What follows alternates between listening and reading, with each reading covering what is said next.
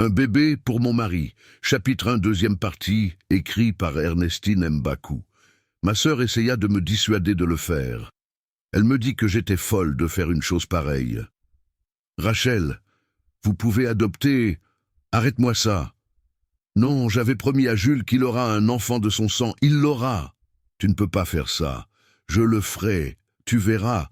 J'étais décidé à aller au bout de mon plan machiavélique. Oui, je le fis.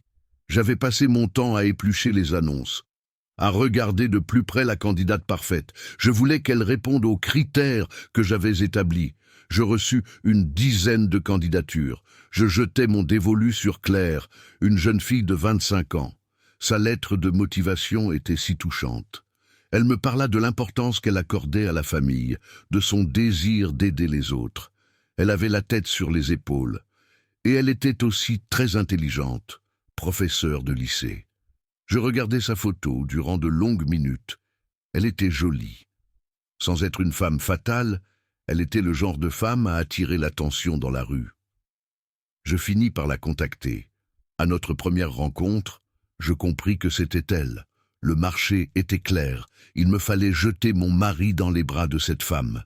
La mort dans l'âme, je me résolus à passer à l'acte.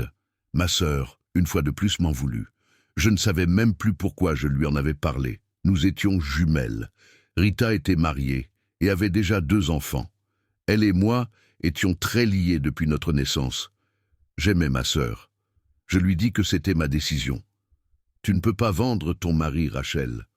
Je ne le vends pas, je lui permets d'avoir un bébé. Non, tu es folle, je te dis. Il y a d'autres solutions. Tu le sais. Je ne sais pas moi, une mère porteuse. Pourquoi pas? Rita ne comprenait pas. C'est la même chose, Rita, je suis épuisé. Jules va avoir 35 ans, ça sera son cadeau d'anniversaire. Tu as gagné la médaille de la connerie du siècle, Rachel. À mon air, ma sœur chercha à s'excuser. Désolé, je ne voulais pas... Laisse tomber, personne n'aurait pu me dissuader de faire ce que j'avais à faire. Claire accepta le marché. 2 millions pour coucher avec mon mari et lui faire un bébé. Un marché équitable. Je n'ai pas fini de me poser de questions. Je me sens si lasse. Je sais que vous ne comprenez pas ma motivation. Vous ne pouvez pas, et je ne vous demande pas de me comprendre. Je suis la seule responsable de tout ce qu'il s'est passé. Je l'assume. Avant de me juger, lisez la suite de mon histoire. Toute petite déjà, il était difficile de me faire sortir une idée déjà incrustée dans la tête. Une fois que ma décision était prise, je n'en démordais plus, j'allais jusqu'au bout.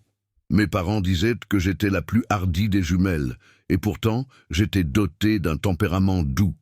Le roman entier est disponible sur Amazon, Fnac, YouScribe et Lirtama. Abonnez-vous et partagez.